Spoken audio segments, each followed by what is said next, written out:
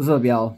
I'm gonna have to make a quick one on this. I was literally in the middle of reading and doing a Facebook post on Isaiah 30:10.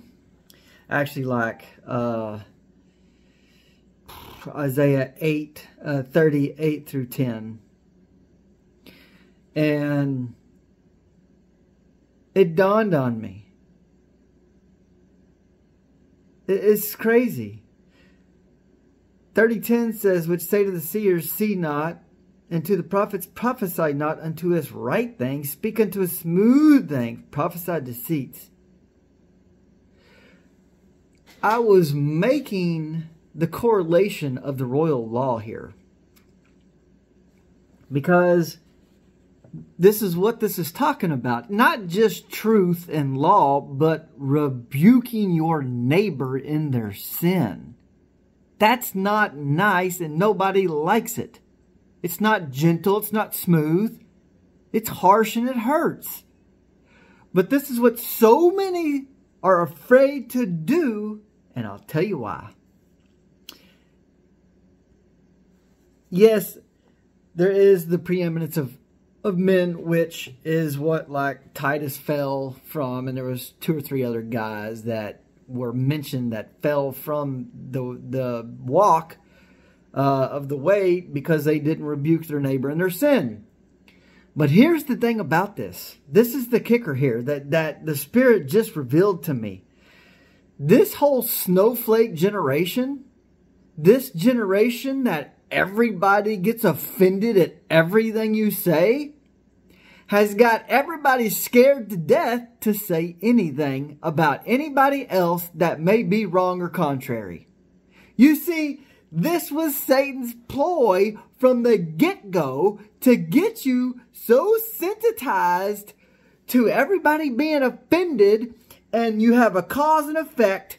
Somebody offended somebody and then something bad happens. See, he is training you all to be scared to death to offend somebody and tell them the truth. Because he knows this part of the commandments, this royal law of loving your neighbor as yourself and rebuking them in their sin, is the hinge pin to your walk, and I'd almost even say salvation. Now, you're probably going to be saved, but it's going to be some crap you're going to have to go through, because you're going to have to do this in the tribulation, or you're not going to make it. He can't have anybody in his kingdom that won't tell somebody else when they're doing wrong.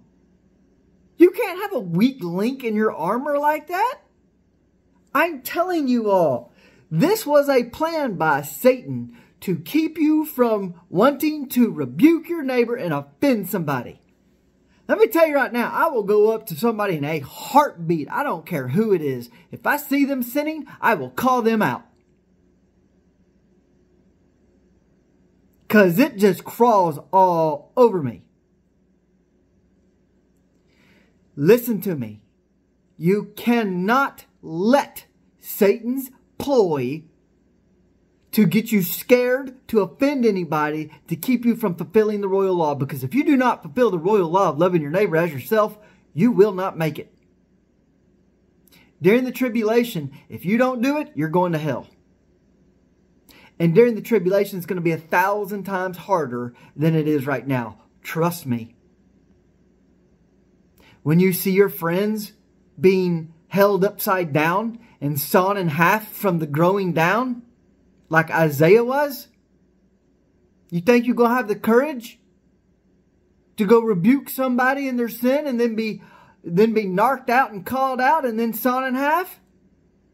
Are your heads cut off? Oh, it's easy for y'all to say this, but when you see the head roll and the blood squirt out and the eyeball is still blinking for a little bit after it's cut off and faces blushing, that's all recorded. Your brain lives for about 15 to 30 seconds after it's cut off until the oxygen supply runs out. All y'all claim this, but when you see it, it's going to change you, I promise. Do not let this snowflake generation stop you from reaching the kingdom. You must rebuke your neighbor in their sin. You have to.